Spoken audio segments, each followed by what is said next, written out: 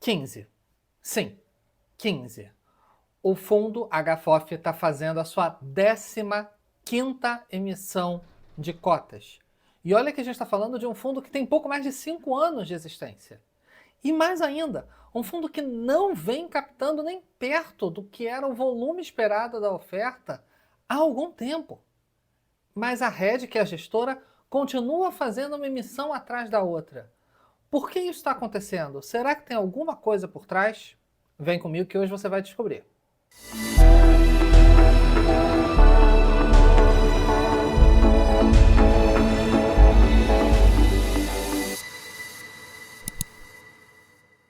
Alô pessoal, sejam todos muito bem-vindos a mais um vídeo do canal Clique Invest.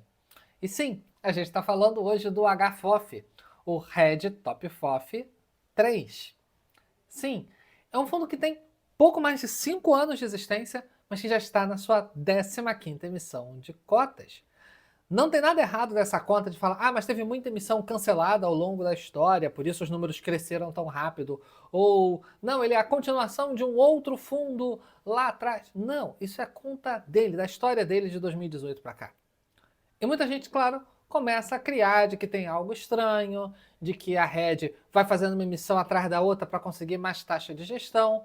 Então nesse vídeo a gente vai explicar um pouquinho o que é o fundo, o que é a história dele, esse histórico dessas emissões estranhas, um pouco da filosofia da Red, do tipo de carteira de clientes da Red e por que ela está fazendo a 15ª emissão de cotas desse fundo e num preço que não atrai ao mercado.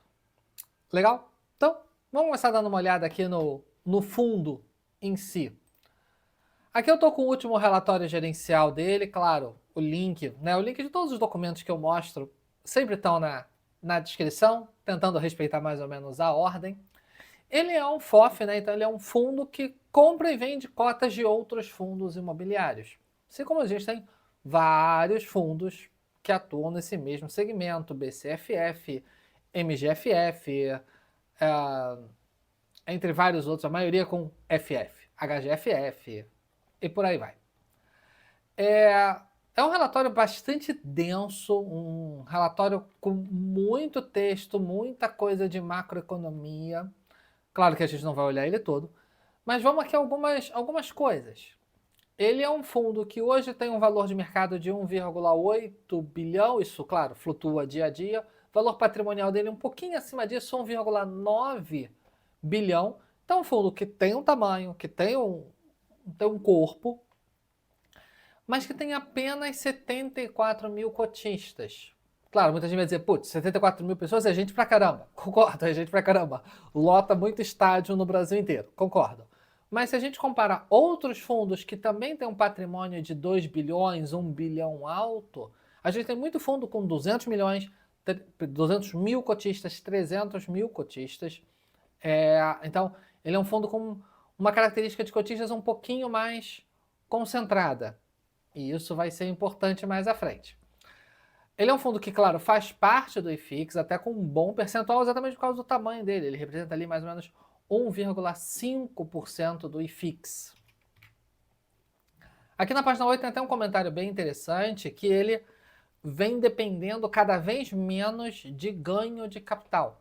Porque todo fundo de fundos, todo FOF, ele tem parte da sua receita vinda dos rendimentos que os fundos que ele investe distribuem. Claro, ele é um cotista desses fundos, então ele recebe esse rendimento, mas também ele tem parte dos seus lucros vinda do lucro na venda de cotas. Quando um FOF compra uma cota, vamos supor que ele comprou 1.000 cotas de um fundo a R$100, então gastou 100 mil reais e vendeu essas 1.000 cotas a 120 lá na frente, vendeu a 120 mil.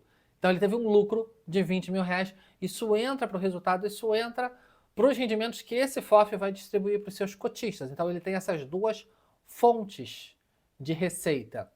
E aqui no relatório ele mostra que o fundo vem dependendo cada vez menos do ganho de capital, que é algo que não dá para confiar tanto, que não é recorrente, versus o resultado recorrente. Até no primeiro semestre de 2021, 100% do resultado veio de ganho recorrente. Não teve ganho vindo de ganho de capital. Claro que num mercado de alta, como foi 2019, principalmente o final de 2019, né? É muito fácil fazer ganho de capital. Qualquer coisa que você comprava, 2, 3, 4 semanas depois já tinha valorizado. Depois, no mercado de baixa, como foi ali durante a pandemia, durante 2021, né? Foi um ano muito lateral, muito sem grandes altos e baixos, etc. É mais difícil, então o gestor precisa investir mais em fundos com maior distribuição de rendimentos e menos no foco do ganho de capital. Isso, claro, cada FOF faz isso de uma forma um pouquinho diferente, mas isso é parte da lógica do mercado. No mercado de alta você consegue fazer ganho de capital, no mercado de baixa não dá, ou tem muito menos ganho de capital a se fazer. E ele coloca aqui também, na página 9, aqui, a cota potencial. Porque hoje o fundo está cotado ali a mais ou menos R$80, aqui quando ele fez o relatório estava R$ 79,90, mas o patrimonial dele é R$ 82,66. Porém, os fundos que ele investe estão descontados perante os seus valores patrimoniais. Então, se os fundos que o HFOF investe chegarem no seu valor patrimonial e o HFOF chegar no seu novo valor patrimonial, porque, claro, vai puxar esse valor patrimonial, ele tem ali um ganho de ele vai para R$94 aproximadamente. Ele não é o primeiro fundo que fala isso, na minha memória, é o primeiro fundo que falou sobre essa, que acabou sendo conhecido como dupla camada de desconto, foi o MGFF, o fundo da Mogno, mas não botou em gráfico desse jeito, não era tão didático assim, mas esse conceito dessa dupla camada de desconto é algo que os FOFs vêm cada vez deixando mais público, deixando mais fácil de você medir. Deixei aqui anotado, a gente dá uma olhadinha na página 12, aqui, do portfólio do fundo. Deixa eu até aumentar um pouquinho aqui. Hoje ele é um fundo que ele está totalmente alocado, ele praticamente não tem nada de caixa, ele tem 1% em caixa, que não é nada. E ele nomeia os seus fundos, né, conforme a estratégia. Ele tem 66% num foco de renda, então são fundos que ele não pretende vender num horizonte mensurável. 14% que ele chama de ganho de capital, ou seja, ele comprou porque o preço estava bom, então ele está esperando chegar num preço adequado para vender e realizar o lucro. E tem 20% que está numa pegada híbrida, renda e ganho de capital, ou seja, meio naquela de legal, o rendimento tá bom, mas se subir um pouquinho, daqui a pouco eu estou vendendo, porque vale a pena alocar isso em alguma outra coisa. Então, enquanto não chega o momento certo, eu me divirto no momento errado com os rendimentos. Aqui ele faz até um comparativo legal entre como é que está a exposição do HFOF e do IFIX nos vários segmentos, né? O IFIX hoje é 45% fundo de papel, né? Fundo de CRI. O HFOF só tem 22%, né? Metade. Já em outros segmentos, como corporativo, ele tem o dobro do IFIX de exposição. E aqui tem a participação, né? Como hoje esses fundos estão na carteira do HFOF. Então, vejam que ele tem 13% do patrimônio dele no HLOG, que é um fundo de logística da própria Red, 9,4% no HAAA, né, que é o Red AAA, que também é da própria Red, tem 8,5% no HREC, da Red, e 7,9% no HGBS, que é o fundo shop da REC. Então, excluindo aqui o BBPO, onde o fundo tem ali quase 10%, ele tem o quê? Uns 50% em fundos da própria Red, ou pelo menos perto disso. E tem o BBPO. E vejam que tem aqui um fundo acima de 10% e 3 fundos bem pertinho de 10%. Anota isso que vai ser importante. Sobre o histórico de dividendos do fundo, né, a distribuição dele.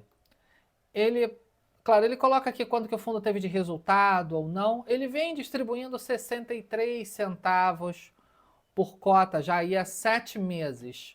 Hoje, pegando no preço de hoje, do momento que eu estou gravando esse vídeo, dá um dividend yield de mais ou menos 0,78 ao mês. Pegando em 12 meses, ele distribuiu ali 7,51, R$ 7,51, o que dá um dividend yield de 9,31.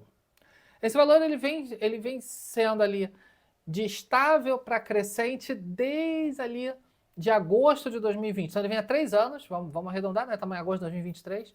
Há 3 anos que o dividendo ou cresce de pouquinho em pouquinho, ou se mantém, né? Sempre mês a mês. Só teve uma vez que ele distribuiu 75 centavos, foi na virada de 2020 para 2021, mas basicamente, excluindo esse mês, ele vem com dividendos ali entre estáveis a crescentes.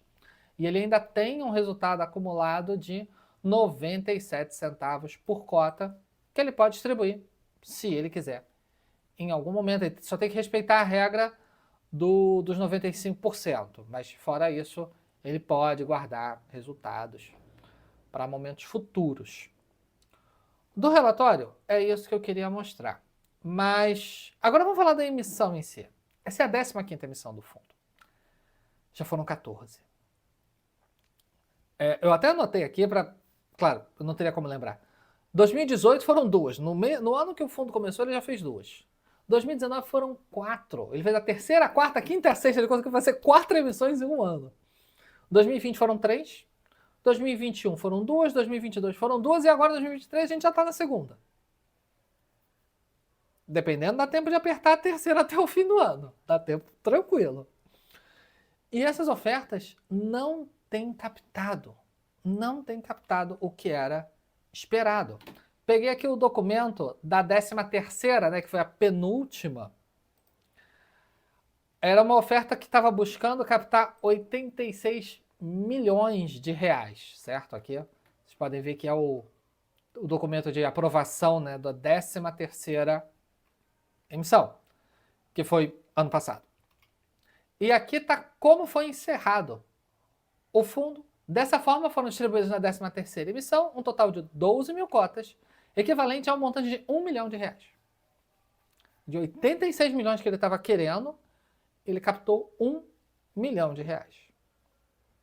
E não foi só nessa emissão. Falar, mas foi na 13ª. Não. A 14ª, que rolou já agora em 2023, foi do mesmo naipe. Era uma oferta que, na verdade, tinha um valor para captar ínfimo para o tamanho do fundo. Uma oferta que buscava 11 milhões de reais. Repito, 11 milhões de reais. Esse era o objetivo. E com o valor mínimo, certo? De 15 mil cotas, o que dava 1.130.000 reais, né? 15 mil cotas. Esse era o mínimo. Aqui está o termo de encerramento, o anúncio de encerramento dessa oferta. Quantas cotas ele captou? Exatamente 15 mil cotas. Exatamente o mínimo. 1,2 milhão, 1,3 se a gente arredondar corretamente, né? 1 milhão e 300 milhões. Sendo que a gente teve 166 cotas que foram subscritas por pessoas físicas, 56 cotistas subscreveram um total de 166 cotas, uma média de 3 cotas por pessoa, e uma única entidade aportou as outras 14.834 cotas para fechar os 15 cravados. E quem foram? Demais pessoas jurídicas ligadas ao fundo e aos participantes do consórcio, ou seja, talvez um outro fundo da própria rede. Pode ser um fundo listado, um fundo multimercado deles, um fundo fechado, pode ser inúmeras outras coisas, mas ligadas ao fundo. Então, provavelmente, da própria rede. Então, essa oferta só ficou de pé, ela só alcançou o mínimo porque a rede bancou ela inteira. Ou alguém ligado à rede, né? Senão a oferta não tinha captado nada. E, claro, se ela está abaixo do mínimo, ela é cancelada. E essa oferta ela não é muito diferente, assim. Por quê? Ela busca captar 297 milhões. Um valor decente, podemos chamar assim, né? Em comparação ao que a gente vê no mercado, né? Ela é realmente pequena até, mas não de 11 milhões. Que para o tamanho do fundo é ridículo. 297, claro, ainda pode aumentar em 20%, o que não é muito histórico da rede, e a 357 milhões e quebradinhos. E aqui a gente já tem um obstáculo, porque nesse preço vai ser difícil. Porque, veja só, o preço da emissão é 82,67, que é o valor patrimonial do fundo. Esse é o valor patrimonial do fundo, R$ 82,67. Mais as taxas de distribuição de 1,24, que dá ali 1,5%. Então, quem quiser participar da oferta vai ter que pagar R$ 83,91. O problema é que o fundo hoje está cotado a R$ 80,66, para ser bem exato. Ou seja, para mim e para você, investidor pessoa física, é muito mais barato ir no home broker, abrir o aplicativo da corretora lá, tumba, e comprar. Vai economizar R$3, quase 4, né? Por cota. E sem burocracia, sem direito de preferência, sem nada. Compra quanto você quiser. E aí, claro que vem a pergunta.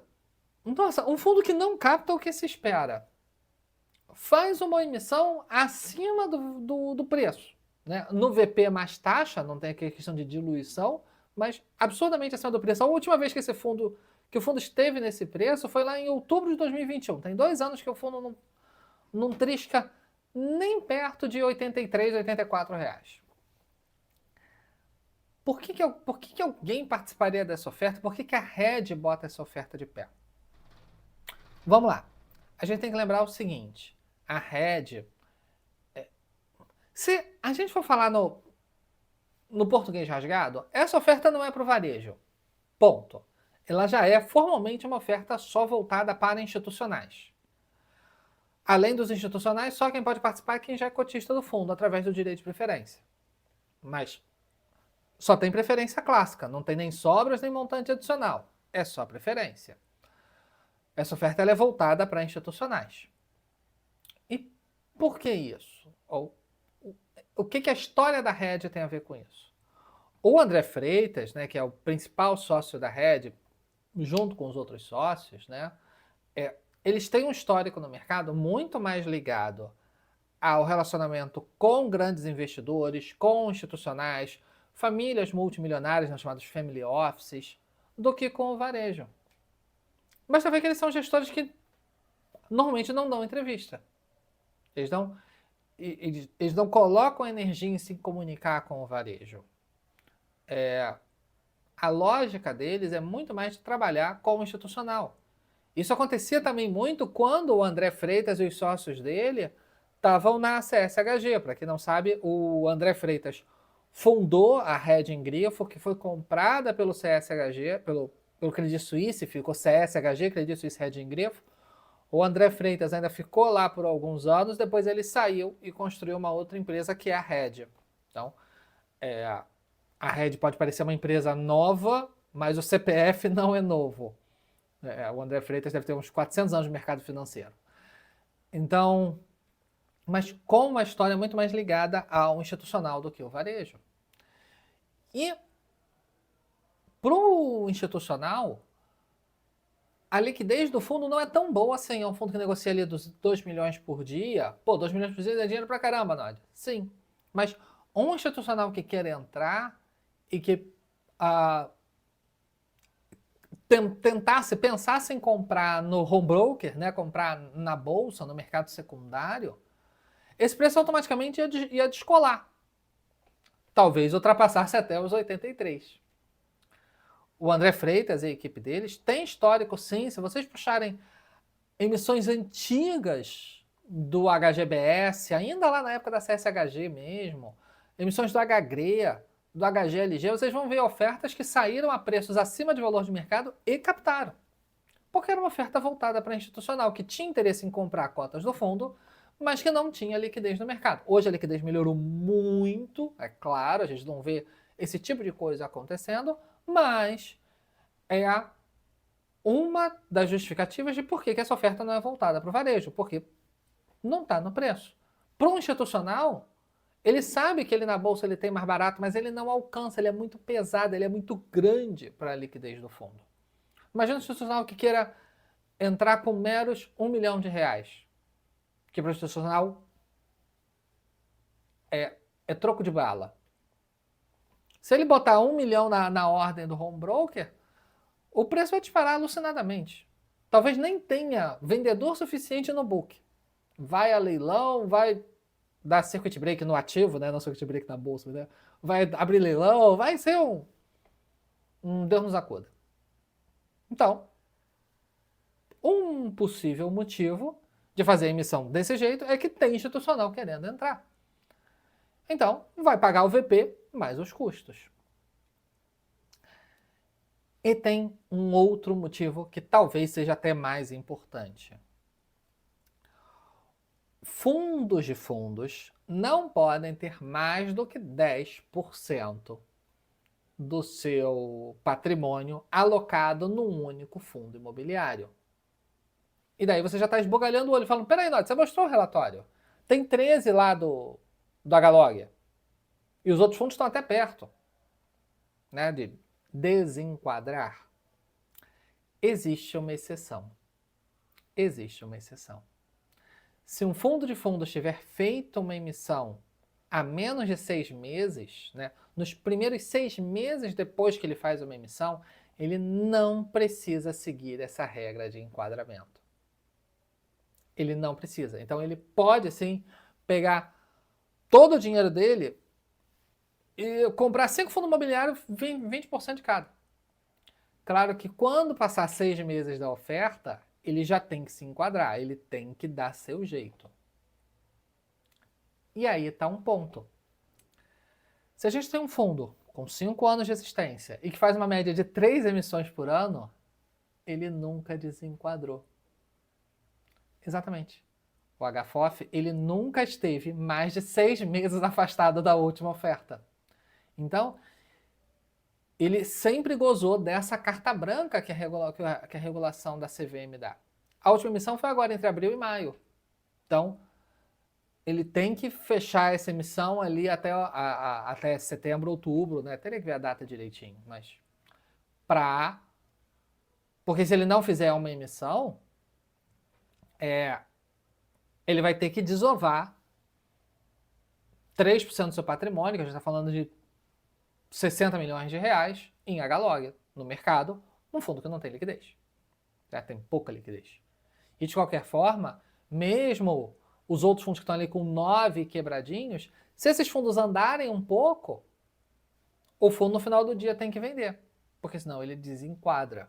Isso é uma das responsabilidades do administrador, é supervisionar que o fundo não desenquadre. Então sim, é fazer uma venda forçada no final do dia, se bater, se subiu e passou de 10%, por exemplo, sim.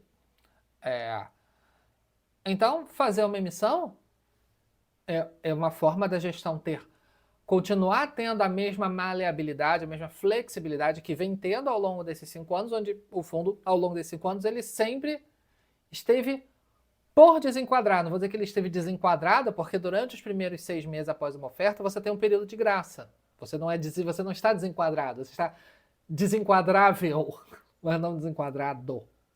Então ele nunca desenquadrou. Exatamente porque ele nunca estourou 6 meses. Quando ele está perto de estourar, ele faz uma outra emissão. E vejam que basta que a emissão aconteça, não precisa captar o valor todo. Se ela acontecer, se ela captar o valor mínimo, já está valendo. E nessa emissão, o valor mínimo da oferta é de R$ 82.670. Ou seja, se ninguém aportar, se não entrar nenhum institucional, se nenhum investidor de varejo exercer direito de preferência, se não acontecer nada, o André Freitas e os sócios dele assinam um cheque de 100 mil e resolve isso, e a oferta segura, né? A oferta ela permanece, a oferta é válida, porque ela captou o mínimo, e o fundo tem mais 6 meses para não se preocupar em ter que desenquadrar. Claro que se essa oferta captar muito, etc., fantástico, melhor ainda. A gente não está falando de uma emissão que vai ser dilutiva. Se a gestão gerar bons resultados, os cotistas vão ganhar, etc, etc. Mas ainda que ela não aconteça, algum fundo da rede vai lá e compra 80 mil reais de cota e segue a vida. Vamos dar uma olhada aqui então, só para a gente formalizar aqui então a questão de cronograma e direito de preferência. Tem direito de preferência para os cotistas, sim, de 15,63% perante a posição do dia 27/7. Então, se você é cotista do fundo, você vai pegar quantas cotas você tinha em 27/7, multiplicar por esse 15,63 quebradinhos aqui. Esse é o número de direitos de preferência que você tem, caso você queira exercer.